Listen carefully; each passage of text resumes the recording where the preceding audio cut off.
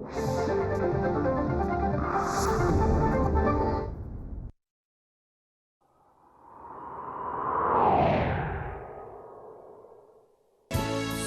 दुःखाची ऊन सावली, घरा घराची आहे कहाणी. हवे हवे से सुख वाटे, हवे हवे से सुख वाटे. नको नको से दुःख वाटे, नको नको से दुःख वाटे. सुख दुःखाची ऊन सावली, घरा घराची आहे कहाणी. ऊन सावली, ऊन सावली. सारंग व नेहा ठरवतात की यापुढील आयुष्य अगदी मजेत घालवायचे. आयुष्यात चुका होतच राहणार, पण जो कोणी चुकेल त्याने आपली चूक कबूल करून आपला इगो बाजूला ठेवून समोरच्याला सॉरी म्हणायचं. धर्माधिकारी शेखरला विद्याला केव्हा घरी आणणार याविषयी विचारतात. अनपेक्षितपणे घडलेल्या या प्रसंगामुळे विद्याच्या लक्षात येतं की आपण कधीच आई होऊ शकणार नाही. घरात सर्वानुमते डॉक्टरचा सल्ला घेण्याचा निर्णय होतो. Thank you so much. एके दिवशी शेखरला फोनवर गुड न्यूज मिळते. तर कामगाराच्या पत्नीचा पोटाचा त्रास अचानक पुन्हा सुरू होतो व तो तिला डॉक्टरकडे घेऊन जातो. त्याच्याकडे हे आहे मग तो सुखी आहे, आपल्याकडे ते नाही मग आपण दुःखी. मग त्याच्याकडे ते नाही म्हणून तो दुःखी आहे, पण आपल्याकडे ते आहे म्हणून आपण सुखी आहोत. हा सुखी तो दुःखी. हे सुख दुःख माणसाच्या आयुष्यामध्ये केवळ आपल्याकडे नाहीये म्हणून येत असतं.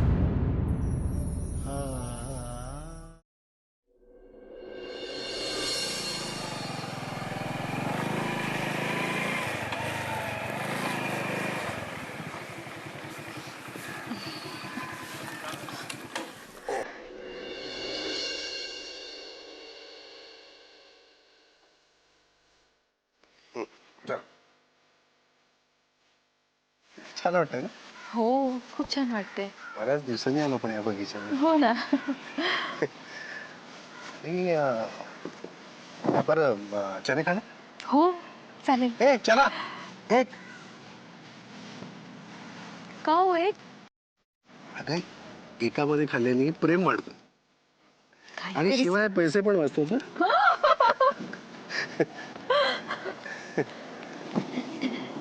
थँक्यू. प्रेम हा एकच प्रेम वाटतं ना.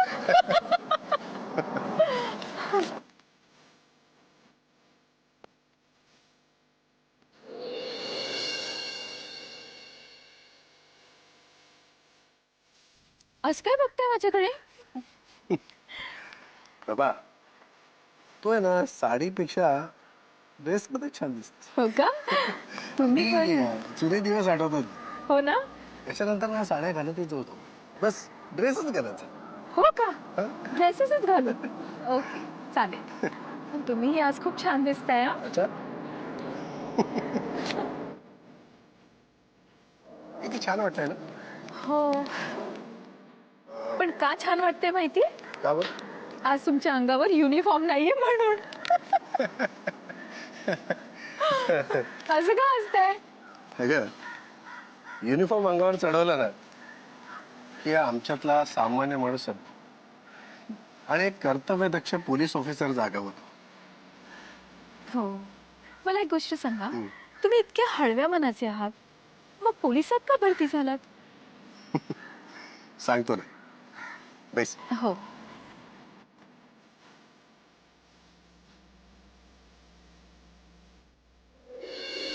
बाबा एकदा लहान असताना मी शाळेतून घरी परत येत होतो. त्यावेळेला माझ्या समोर एका माणसाला 5-7 माणसं मारत होते आणि इतकं बेदम मारलं त्याला की तो बेशुद्ध होऊन पडला. मला मला कसं तरी व्हायला लागलं. त्या पोलिसांनी ज्याला मारलं होतं त्यालाच प्रश्न विचारायला सुरुवात केली आणि ज्यांनी मारलं ते मात्र तिथून निघून गेले. तो बिचारा ओरडत होता पण त्याला कोणी न्याय दिला नाही. ते पाहिलं आणि मला तेव्हापासून सारखं वाटायचं की नाही, ह्या देशातला जगातला अन्याय कुठेतरी दूर झाला पाहिजे. आणि जर आपण पोलीस झालो आणि हे जर दूर करू शकलो तर त्यासारखी आनंदाची दुसरी गोष्ट कुठलीच असणार नाही. आणि तेव्हाच मी ठरवलं की नाही, आपण पोलिसात भरती व्हायचं काही झालं तरी. आणि तीच गोष्ट माझ्या मनामध्ये सतत राहिली. पुढे शिक्षण झाल्यानंतर मी पोलिसात भरती झालो. पण पोलिसात भरती झाल्यानंतर माझ्या पोलिसांच्या काय मर्यादा असतात हे लक्षात आलं. कायद्याचा बडगा सतत आमच्याही मागे लागलेलाच. शेवटी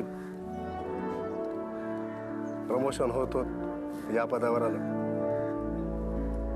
चैत्रालीची जबाबदारी माझ्यावर तिच्या लहानपणापासूनच होती. त्याच्यामुळे फारसा मोठा विचार सुद्धा मला करता आला नाही.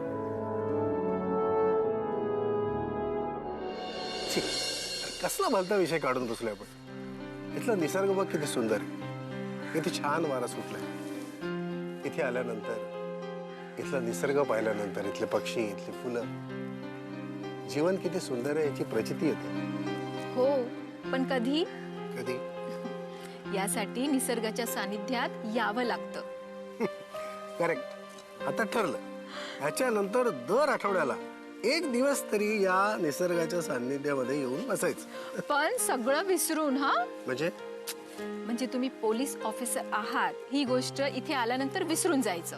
ते लक्षात ठेवून कसं झालंय, विसरावंच लागेल ना. प्रॉमिस. अगदी प्रॉमिस. चोर चोर पकडा पकडा पकडा. एक मिनिट प्रभा, तू 2 मिनिटं थांब, मी आलोच. अगदी प्लीज प्लीज.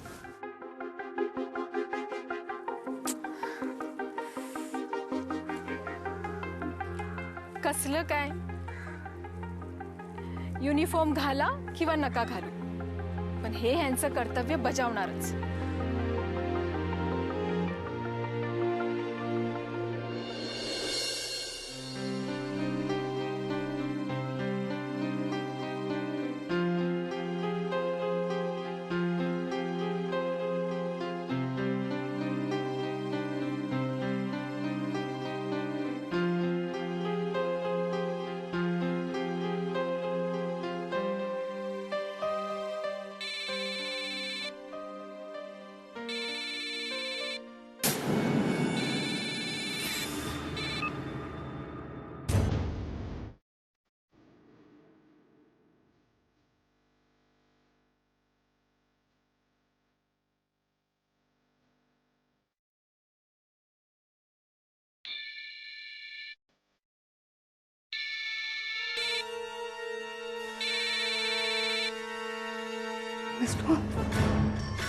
ऊन सावली.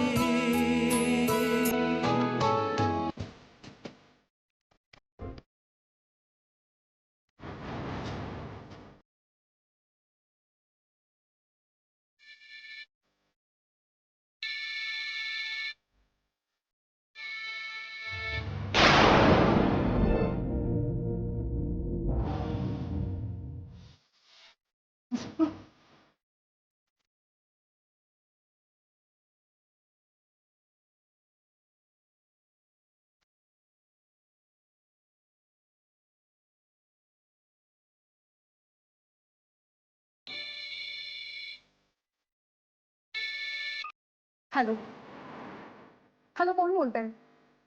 हो, फोन करताय तर बोलत का नाही आहात? हॅलो, आया बहिणी आहेत की नाही तुमच्या घरी? रात्री अपराधी फोन करून त्रास देताय तुम्ही. हॅलो हॅलो, नाही, तुम्ही असं ऐकणार नाही. पोलीस कंप्लेंटच करायला हवी.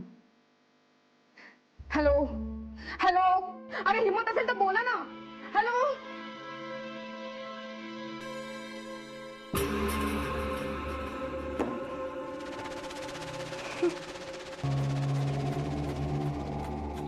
नाही, खूप होते आता.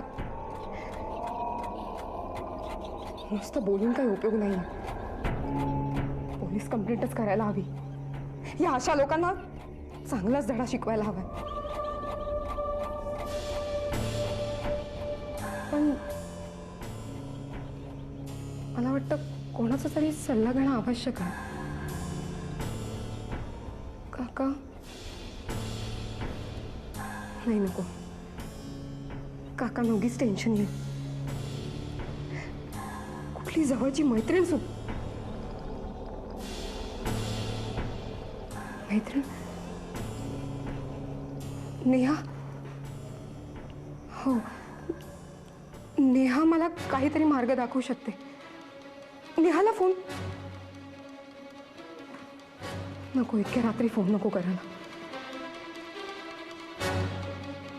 सकाळी नेहाला फोन करेन. हो, हे प्रकरण मला मिटवायचंच आहे. नेहाला फोन करेन.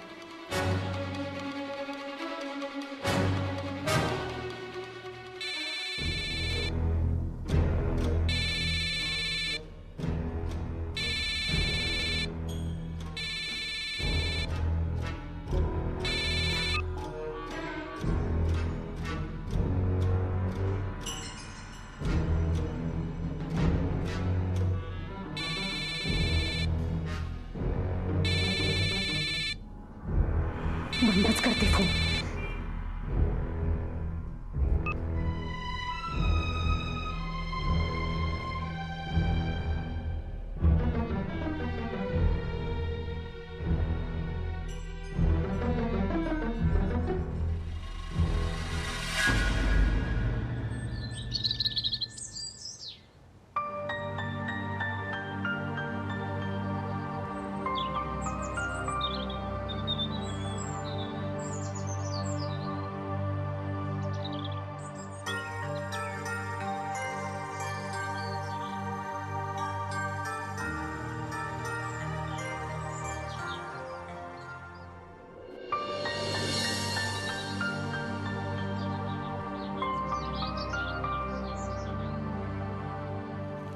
बेटा काय करतोयस?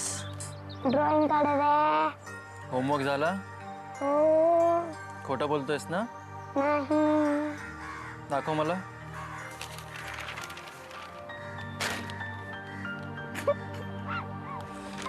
मग काय हे? हा तुझा होमवर्क? हा? हे बघ, नीट होमवर्क करायचा. हे बघ बेटा, असं खोटं बोलायचं नाही. मोठ्याने सांगितलेलं सगळं ऐकायचं. शहाणा आहेस ना तू? Be a good boy. बाबा, तुम्ही एक सांगा हो, तुम्ही गुड बॉय होता का?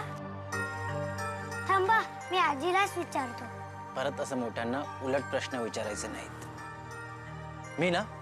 मी गुड बॉय होतो, एकदम तुझ्यासारखा. म्हणून आता तू पण माझ्यासारखंच वागायचं, एकदम गुड बॉय बनून. मला नाही आवडणार की माझ्या मुलाला कोणी बॅड बॉय म्हटलेलं. तुला आवडेल तुला कोणी बॅड बॉय म्हटलेलं? नाही ना? मग चांगलं वागायचं, मोठ्यांचं ऐकायचं नेहमी. ऐकणार ना? बाबा, पण मी जर गुड बॉय झालो मग तुम्ही मला काय देणार? नाही, अजिबात नाही काही देणार. हे बघ, कुठलंही काम करताना आपण अपेक्षा बाळगायची नाही. आपण फक्त काम करत राहायचं. गॉड आपल्याला छान गिफ्ट देतो. आपण चांगले असलो ना तर गॉड मस्त आपल्याला छान छान गिफ्ट देतो आणि मग आपल्यासाठी चांगलं करतो. आपण नेहमी चांगलं राहायचं. बाबा, मग प्रत्येकाने तसंच बोलावं ना? सगळीच माणसं चांगली नसतात. हा, पण सगळ्यांनी चांगलं राहायलाच पाहिजे. पण आपण दुसऱ्यांना चांगलं राहण्यासाठी फोर्स नाही करू शकत ना. पण मी तुला सांगू शकतो, माझा तुझ्यावर हक्क आहे ना, म्हणून सांगतो. चांगलं राहायचं, नीट वागायचं, मोठ्यांचं ऐकायचं, आणि रोज होमवर्क करायचा.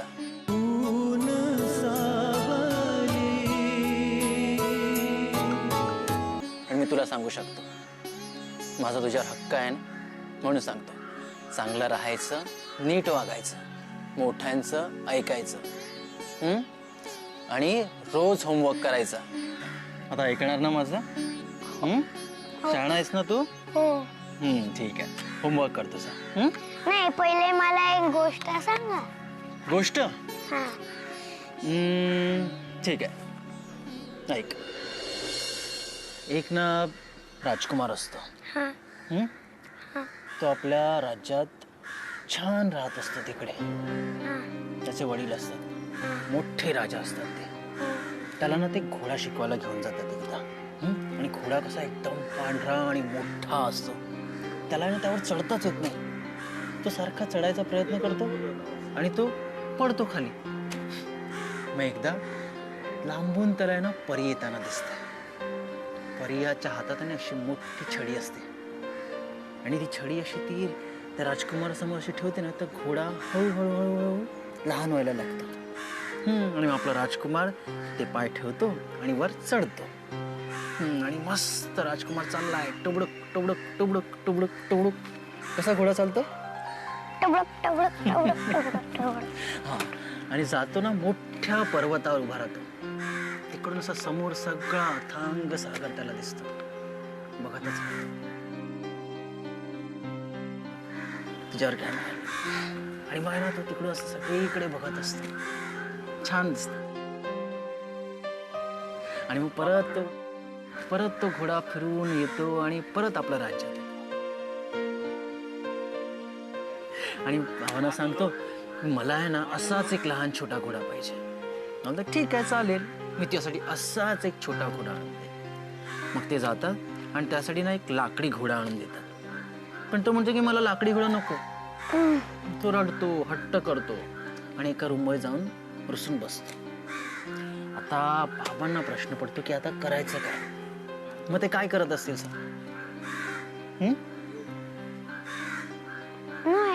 नाही आयडिया.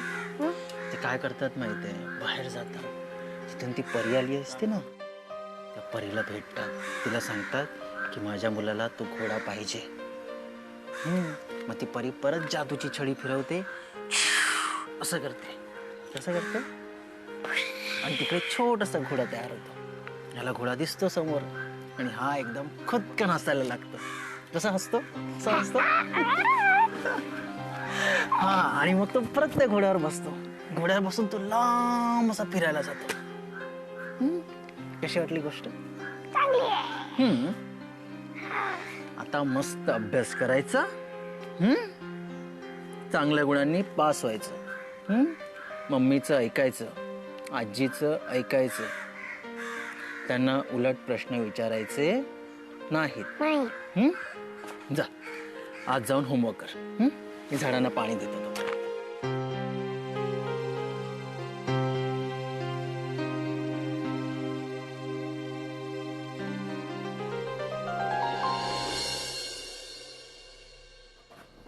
मोहक, आवरलं का तुझं?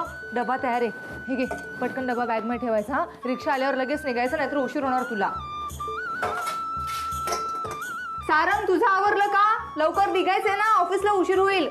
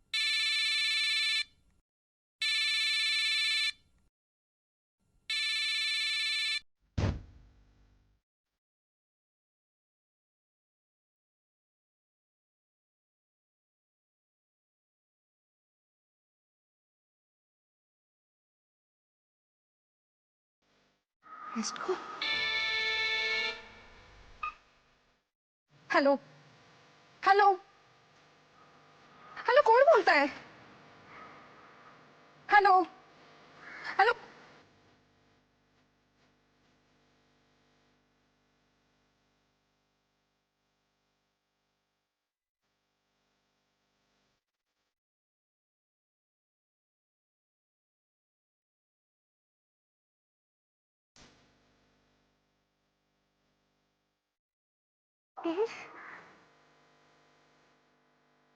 का मला त्रास देते कोण कोणाला सांगू हा प्रॉब्लेम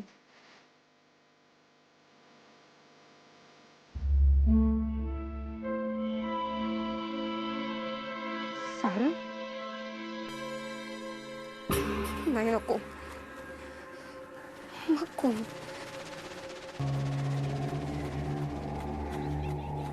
नेहा हो कदाचित नेहा मला समजून घेईन